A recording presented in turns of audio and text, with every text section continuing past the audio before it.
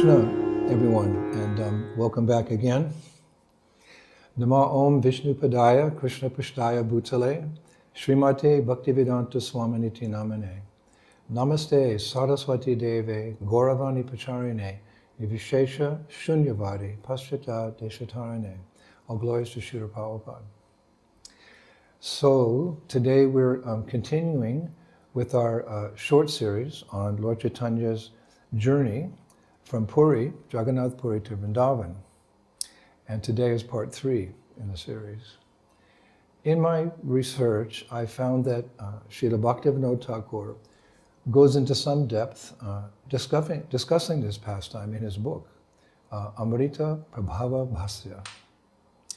Therein he writes that just after an ecstatic Rath Yatra festival in Jagannath Puri, the desire to go to Vrindavan manifested within the heart of Lord Chaitanya Mahaprabhu. And Srila Bhaktivinoda Thakur writes that it was only natural that Lord Chaitanya would want to visit Vrindavan because that was his, quote, transcendental playground as a young boy 5,000 years ago as Krishna.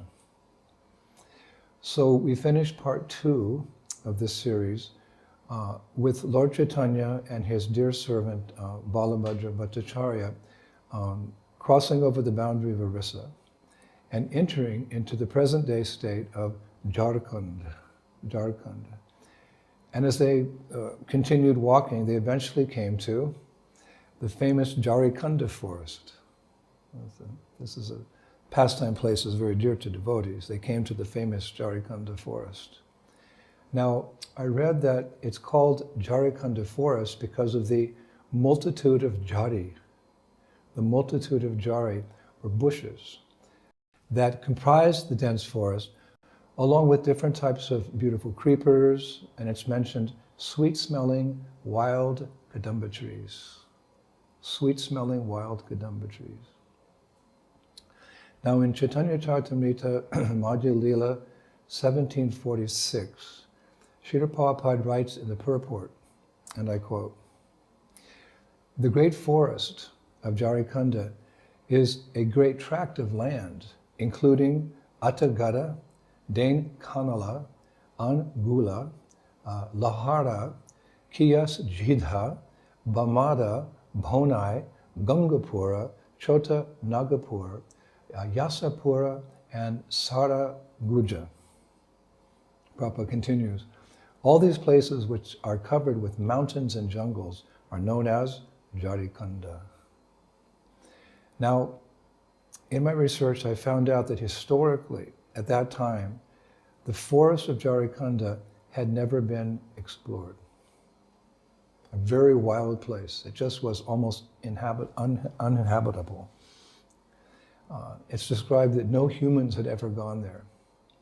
One historian, he writes, the animals there had never smelled humans.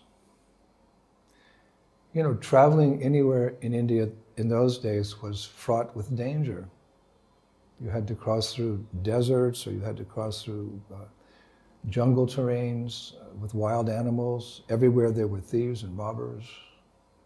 In fact, one of my disciples did his PhD thesis on Srila Vishwanath Chakravarti Thakur. And one day he shared a very interesting piece of information with me that he got through his research. In the Jaipur Museum archives in Jaipur, he actually found a handwritten letter by Srila Vishwanath Chakravarti Thakur. I would love to see that handwriting. And Srila Vishwanath Chakravarti Thakur was, in that letter, complaining to the king of Jaipur that there were so many thieves and dacoits on the way from Vrindavan to Jaipur and Jaipur back to Vrindavan. Thieves waiting along the road. They were harassing all the pilgrims who were coming back and forth from Vrindavan to Jaipur, etc., to take darshan of the deities.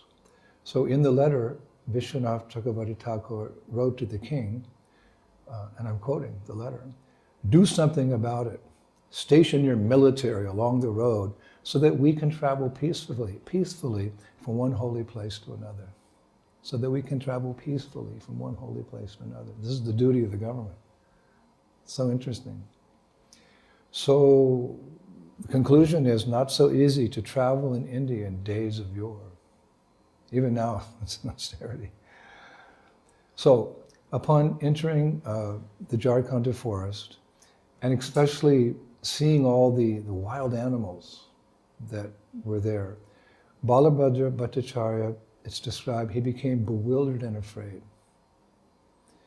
Chaitanya Charitamrita Madhya Lila, it's stated therein, Deki Bhattacharyenam Hane, Haya Mahabhaya, Prabhura Pratape Tara Eke Pasyahaya. Quote, Balabhadra Bhattacharya was very much afraid to see these animals, but by Sri Chaitanya Mahaprabhu's influence, all the animals stood to one side. Now, one of our favorite poets that we've quoted before, Lalita Kishori Das, he writes that at that point, Mahaprabhu said to Balabhadra Bhattacharya, Bala, don't forget about the pastimes of the cowherd boys. Whenever the demons were coming to attack Krishna, they would first attack his cowherd boyfriends. And even though they were very small, they didn't cry. They just called out Krishna's name with firm faith and confidence. Do not fear, my dear Balabhadra. The protector Krishna is always with you. And remember that there's nothing more fearful than getting separated from our eternal lover, Krishna. That's the real fear, to get separated from our eternal lover, Krishna, from the mouth of Chaitanya Mahaprabhu. So after saying these things, Lord Chaitanya started walking through the jungle, all the while encountering wild and savage animals. And in Chaitanya Charitamrita Madhya Lila, Volume 4, Chapter 17, we get a very clear picture of Mahaprabhu traveling through Jarikanda Forest. And I'll quote, when the Lord passed through the solitary forest, chanting the holy names of Krishna, the tigers and elephants, seeing him, gave way.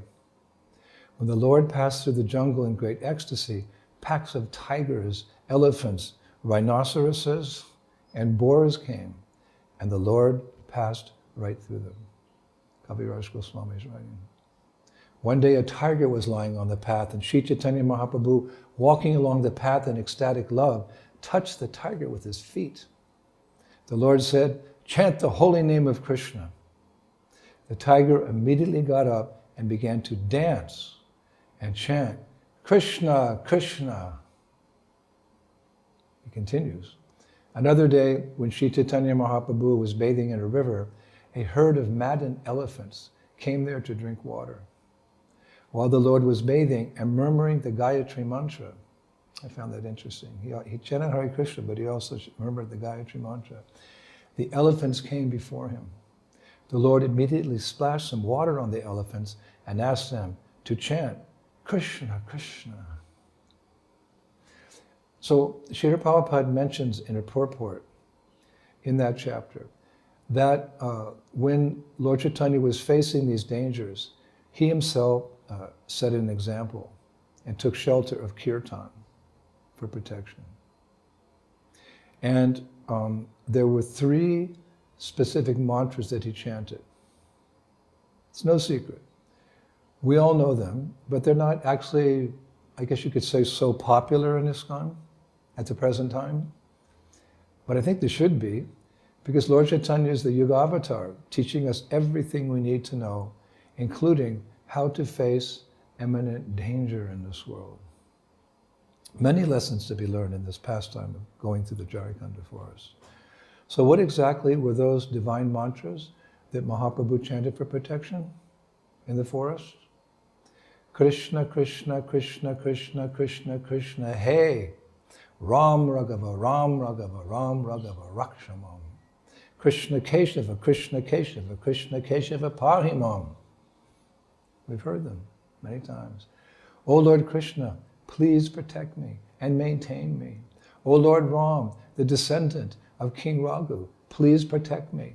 O Krishna, O Keshava, the killer of the Keshi demon, please maintain me.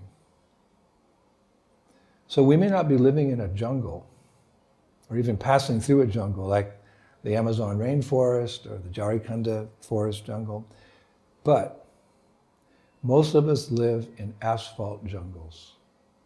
What do I mean by asphalt jungles? The cities of Kali Yuga. We live in jungles where people are inclined to live like animals. Animals live only for eating, sleeping, mating, and defending. They don't have the intelligence to inquire into spiritual matters. So for many people, that's the goal of life. Eat, drink, and be merry, for tomorrow we die, like the gladiators. So something along, instead of four-legged animals, two-legged animals. It's a strong statement, but sadhus mean they have to speak the truth, even if it hurts a little bit. But actually, many human beings are worse than animals, because animals do not kill their own children in the womb. So we live, you could say, in asphalt jungles. You don't have to go to the Jarikanda Forest to experience what is dangerous. You can just live in London, New York, Los Angeles, Sydney, Beijing, Moscow. So my point is, we too can take shelter of the Lord by chanting these mantras. It'd be nice if they became more prominent in ISKCON, because they came from the mouth of the Supreme Personality of Godhead in that particular situation. The Lord has set an example as the devotee incarnation. I remember in the beginning of the movement, we would sing sometimes in Harinam, Krishna, Krishna, Krishna, Krishna, Krishna, Krishna, Krishna, hey. Anyway. So, as the Lord was chanting in the forest, what happens? All the animals started chanting and dancing in love. Now, Krishnadas Kaviraj Goswami writes about this in detail as well in Madhya 17. He writes, when Sri Chaitanya Mahaprabhu was passing through the jungle, 5 or 7 tigers came. Joining the deer, the tigers began to follow the Lord. Seeing the tigers and deer following him, Sri Chaitanya Mahaprabhu immediately remembered what? The land of Vrindavan. And he began to recite a verse describing the transcendental qualities of Vrindavan. And that verse is, Vrindavan is the transcendental abode of the Lord. There is no hunger, anger, or thirst there. Though naturally inimical, human beings and fierce animals live together there in a transcendental friendship. Braj. Then Kaviraj Goswami gives a Bengali verse, Krishna Krishna kaha kari, Prabhu yabe bhalila.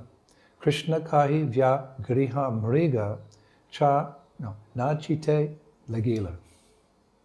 Quote, when Sri Chaitanya Mahaprabhu said, chant Krishna Krishna, the tigers and deer began to actually chant Krishna. Not roaring, but Krishna, and dance. Then he says, when all the tigers and does, the deer, danced and jumped, Balabhadra Bhattacharya saw them and was struck with wonder. We get a little bit deeper insight from one of our favorite poets, again, Lalita Kishoridas. He writes, it's really interesting, at this point, all the deer and lion started to embrace each other. Snakes and mongoose started eating together. Swans and fish started swimming together. The nature of all the living entities started changing to the opposite. And they started feeling love for Mahaprabhu. There was no envy. And the poet says, such was the beauty of personified love, meaning Lord Chaitanya Mahaprabhu, who, wandering in the forest of Jarikanda, called out the names of Krishna and Radha. Even the demigods' eyes became wet with tears while witnessing this pastime from their flower airplanes above.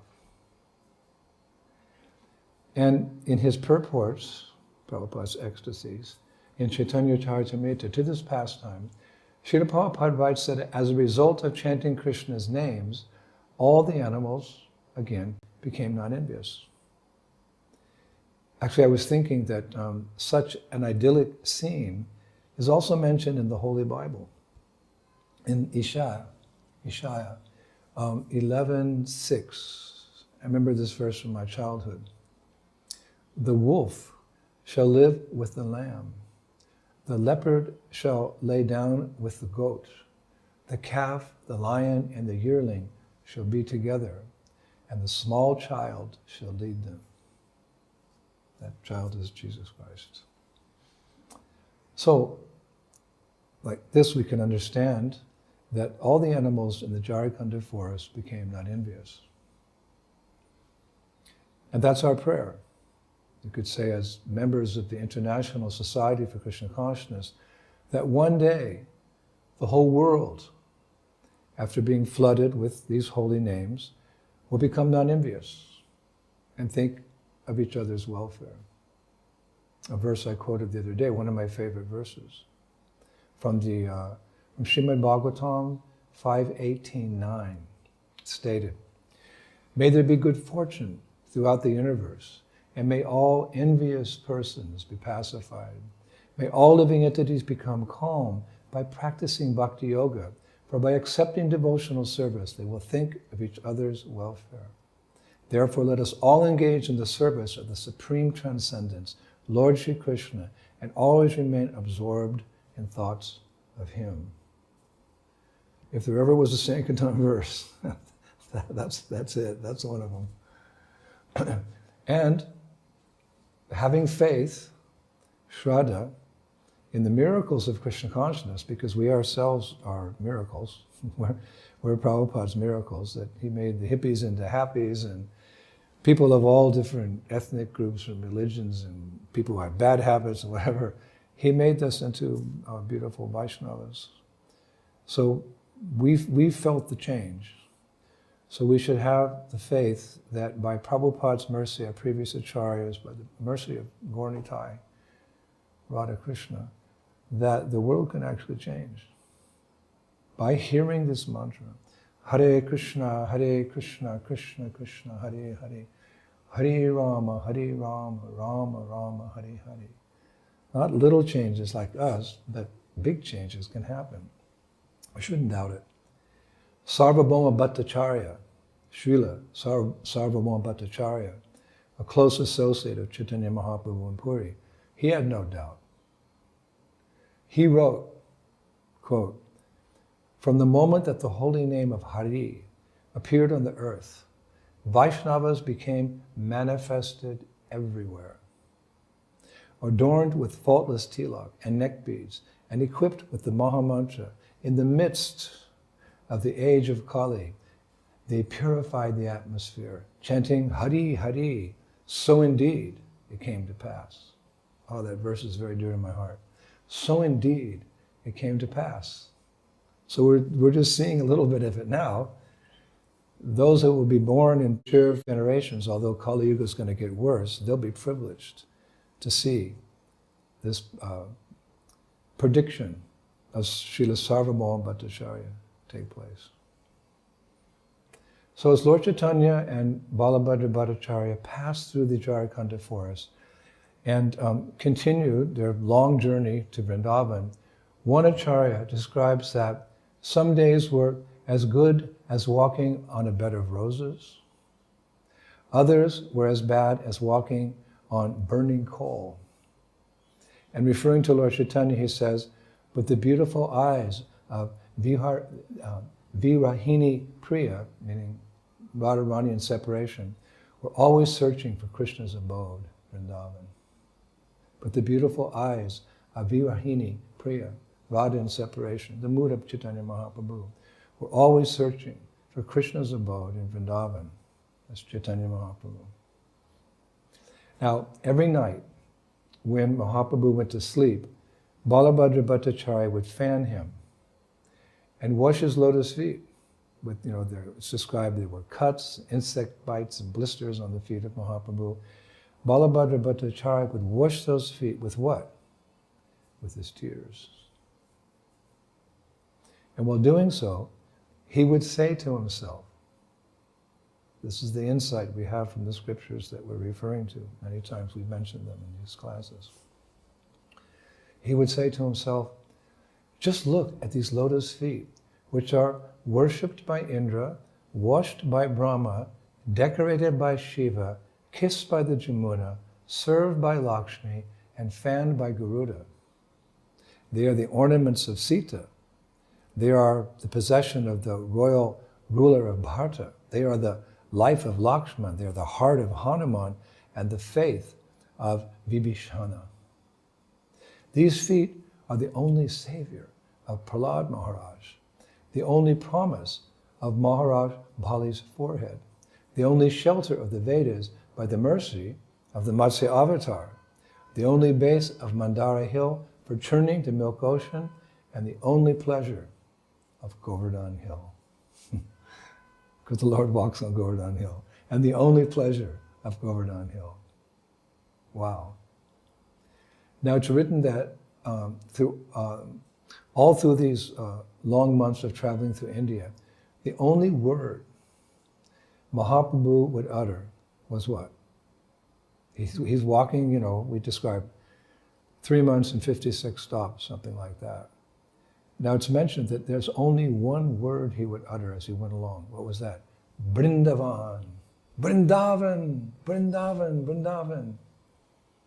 But it's also mentioned that sometimes he would run on the way. Sometimes he would walk very slowly.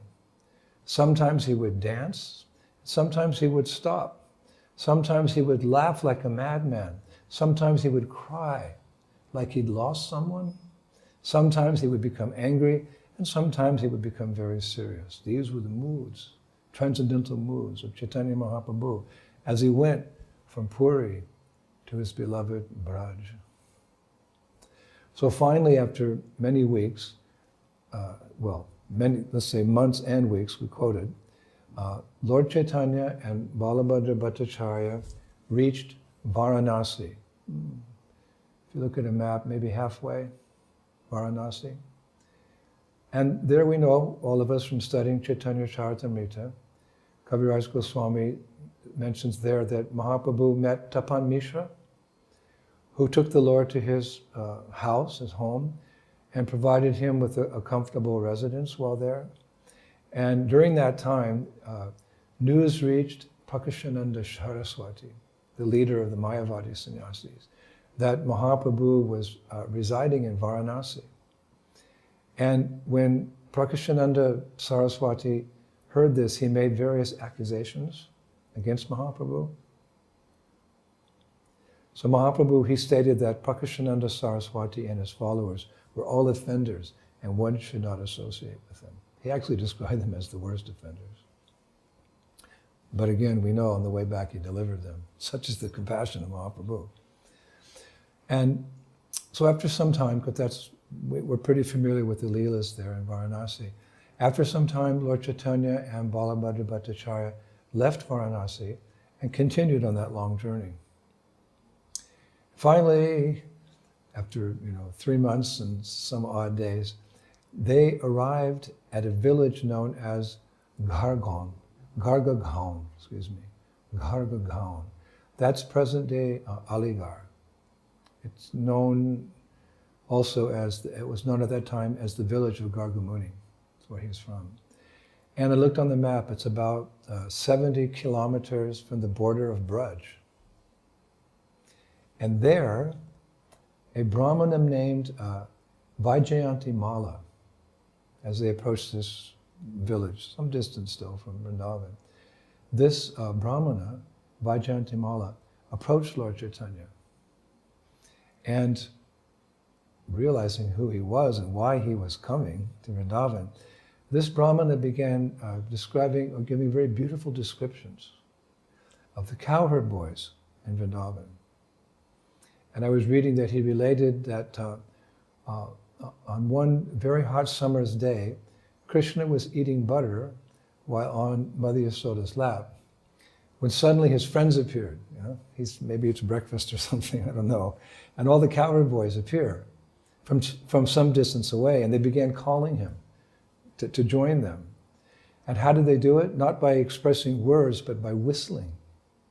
Cowherd boys are expert whistlers. They use it for calling cows and passing messages between each other. Like, boys like to whistle. And it's so sweet. It's described that they were whistling in different styles. Madhamangal whistled with his forefinger inside his mouth. Shubal whistled with both of his forefingers. The cowherd boy Arjuna whistled with any finger, and Sridham whistled with several fingers. But the highest pitch of the whistling was played by Stoka Krishna, who was known as they describe him as the hero of loud whistling. Stoka Krishna. If anyone asks you, do you know anything about Stoka Krishna? Yes, he's the hero of loud whistling. So he made the highest pitch. Now, the various whistling sounds of the cowherd boys calling Krishna inspired others in the area to call him as well, because these are Krishna's pastimes 5,000 years ago. It's described that the demigods became inspired to call him by chanting the Vedas. The Brahmanas invoked him by chanting the Purusha Shukta. The Smartas invoked him by making mudras. Many of his devotees called him by chanting his holy names. But his cowherd boyfriends just continued to attract his attention through the simple process of whistling. That's the cowherd boys. One acharya says, no one can understand the mood of a Brajabasi and the reciprocation of the Lord with such dear devotees. Because once he heard the whistling, Krishna ran from the arms of his mother to be with his friends. So, this was a pastime of Krishna related by Vaijayantimala.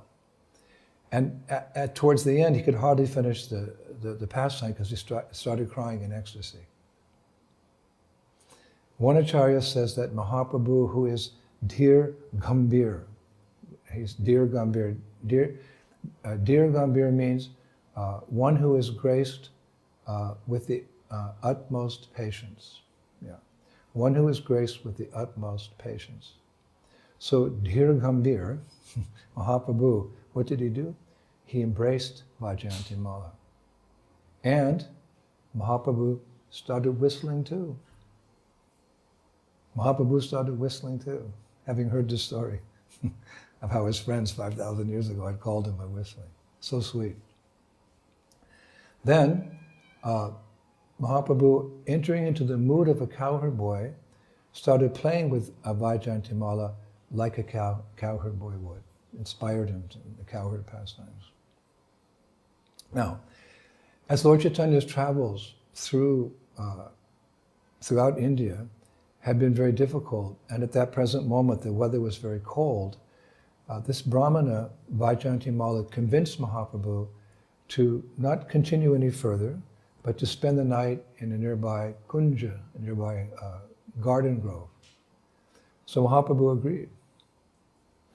And I was reading that after waking up the next morning, he bathed, he chanted his Gayatri mantra, and then he chanted his sannyas mantra. And after that, he walked this final day to Vrindavan in total ecstasy, along with his very dear associate, Balabhadra Bhattacharya. Hare Krishna. Maybe we'll stop there. We came a long way today. So all this nectar that we are relishing, by the mercy of Srila Prabhupada,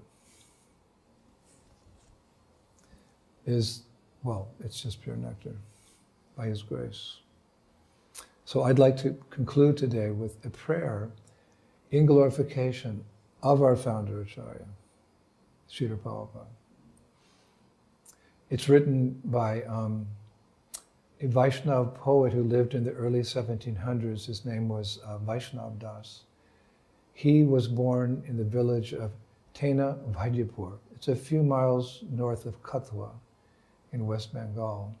And actually he's the author of many devotional poems and the compiler of a very famous anthology. It's called the Encyclopedic Anthology of Gaudiya Vaishnava Songs.